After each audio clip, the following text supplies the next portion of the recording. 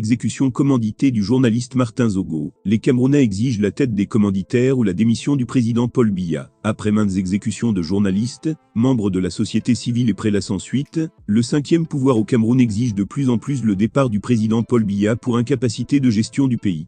Le président de la République est accusé par ses citoyens de laisser des alliances criminelles au sein de la classe dirigeante du Cameroun, semer la terreur, et dicter leurs lois aux populations, et piller les caisses et ressources de l'État sans état d'âme, sans courir aucun risque d'être poursuivi et puni par la justice.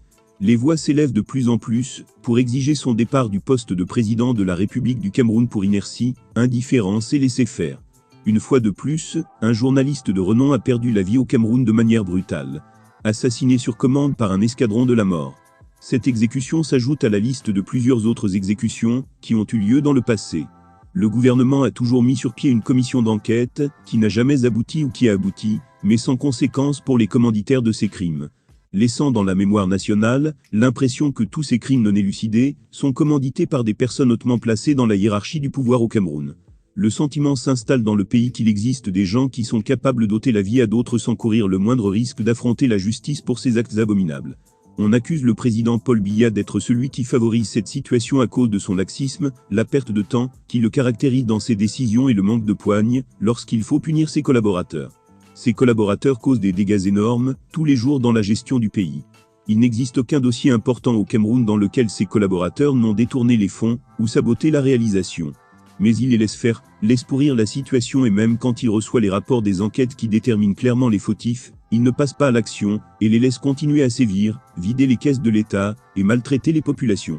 Les Camerounais ont marre de cette situation et cet état de choses, et accusent clairement leur président d'être le premier responsable de la situation, et exigent son départ de la plus haute fonction de l'État. Pour exprimer leurs demandes, les Camerounais passent par plusieurs canaux. Ils utilisent le quatrième et le cinquième pouvoir. Le quatrième pouvoir est le pouvoir des médias, le cinquième pouvoir est le pouvoir des réseaux sociaux. Le cinquième pouvoir est connu comme le seul et unique pouvoir qui représente franchement la voix des citoyens. C'est à partir du cinquième pouvoir que l'on sait exactement ce qu'un peuple pense de ses dirigeants. La justice peut être aux ordres. Le législatif peut être aux ordres. Les médias peuvent être aux ordres. Mais les réseaux sociaux ne sont pas aux ordres et permettent à chaque citoyen de dire ce qu'il pense de la gestion de son pays. C'est la voix du peuple. Et le peuple camerounais est en colère contre son président de la République Paul Biya.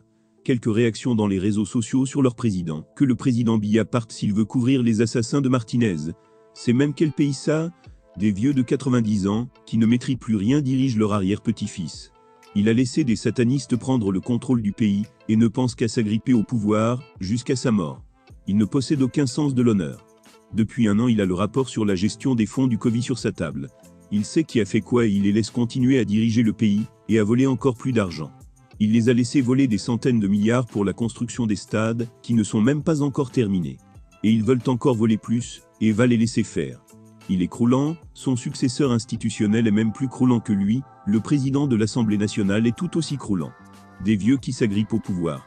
Pourquoi n'avons-nous pas un Assimi Goïta au Cameroun pour nous libérer de toute cette clique de voleurs et bandits? Il a laissé les Camerounais empoisonner la diaspora, maintenant on empoisonne même déjà ses ministres devant lui. Depuis qu'il a donné le pouvoir à son SG, le pays ne fait que chuter, et il laisse faire. Le voilà en train de vouloir nous mettre son fils à la tête de l'État, comme si le Cameroun était un royaume. On ne veut pas d'un autre Biya après lui. Avec tous les milliards que ses collaborateurs volent tous les jours, on pouvait déjà résoudre les problèmes d'eau, de santé et d'énergie de notre pays.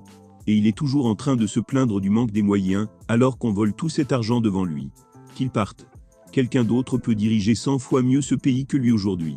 C'est lui qui est la cause de la guerre du Nozo, avec sa clique de pilleurs sortis de l'Annam. Les mots sont durs pour le vieux président camerounais. On l'accuse de laisser la gestion de son pays entre les mains de sa femme, son fils et leurs proches. Son fils est accusé d'avoir tenté de bâtir une compagnie de transport aérien privé avec les fonds de la CNPS, c'est-à-dire les fonds du contribuable camerounais. L'écart est de plus en plus énorme entre le président et son peuple. Le peuple a l'impression que son président a les maillets et qu'il ne maîtrise plus rien au sommet de l'État ou n'arrive plus à prendre les décisions qui s'imposent à cause de l'implication de sa famille et des réseaux de cette dernière. Il y a plus que des actes clairs et des sanctions rudes pour changer cette image du président Paul Biya auprès de ses citoyens. Même si la plupart pensent qu'il est pris au piège de son avidité pour le pouvoir, pour être en mesure d'inquiéter qui que ce soit auprès de lui.